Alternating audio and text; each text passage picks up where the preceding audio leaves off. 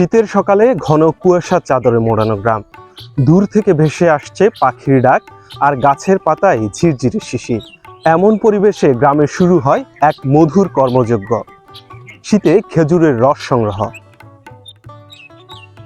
ভোরের আলো ফোটার আগে গাছটি হাতে দা আর রশি নিয়ে ওঠেন খেজুরের গাছে।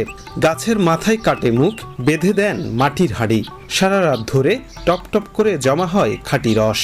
ভোরের পর গাছি রসের হাঁড়ি নামিয়ে আনেন, আর সেই রস দিয়ে তৈরি হয় পায়েস এবং খেজুরের গুড়।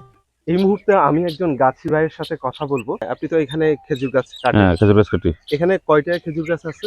আর গাছ আছে ৪৫টা গাছ আছে। সবগুলো কি আপনার? সবগুলো আনবো। সবগুলোকে কাটা হয়েছে? সবগুলো কাটা হয়েছে, আবার কিছু আয় দেওয়া ন, মনে করেন গোড়া বেশি দেওয়া হয়েছে।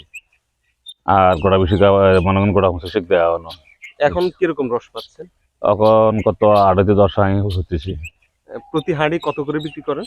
৩০০ টাকা। আপনার কি মনে হয় আগে আমাদের এই গ্রাম অঞ্চলে যেমন খেজুর গাছ ছিল, এখন কি তেমন খেজুর গাছ আছে? না, আগের মতন খাজুর গাছ না, আগের মতন খাজুর গাছ কমে গেছে। খাজুর গাছের রসের চাহিদা বেশি। এই খেজুর গাছটা কমে যাচ্ছে কেন, কি মনে হয়? এই খাজুর গাছটা কমে যাচ্ছে কেন বলতে, সে যে ভোট করে গেছে আছে না, যে ভোট করে গেছে লাগাইলে আর খাজুর গাছ শেষ। আর জায়গাটা তো মুড়ের দিকে যাগো, খাজুর গাছটা নুনা জায়গার মধ্যে বেশি। মিঠে জায়গাটা মিষ্টি দিলে আর করি গাছ তো আর না হইলে আর নেই মিষ্টি করে নুনা কোন আর এখানে গাছ। আপনি কি কাউকে কাঁচা খেজুরের রস খেতে দেন?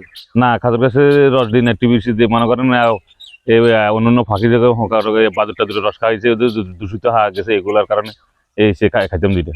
চুলার পাশে দাওয়ায় বসে মাটির হাঁড়িতে শুরু হয় রস জ্বালানোর কাজ। ধীরে ধীরে ঘন হয় গাঢ় রসের সুবাস। রসের সঙ্গে গ্রামে শীত মানেই পিঠাপুলির উৎসব।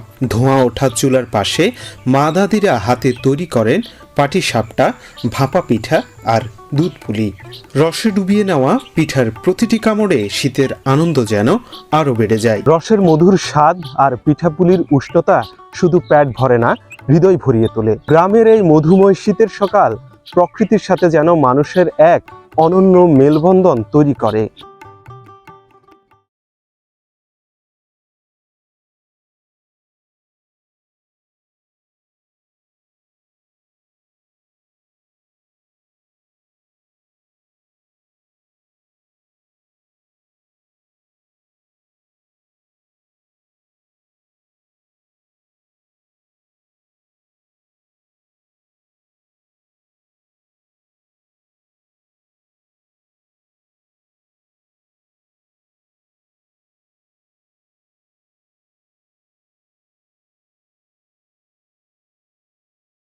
রসের সঙ্গে গ্রামে শীত মানেই পিঠাপুলির উৎসব।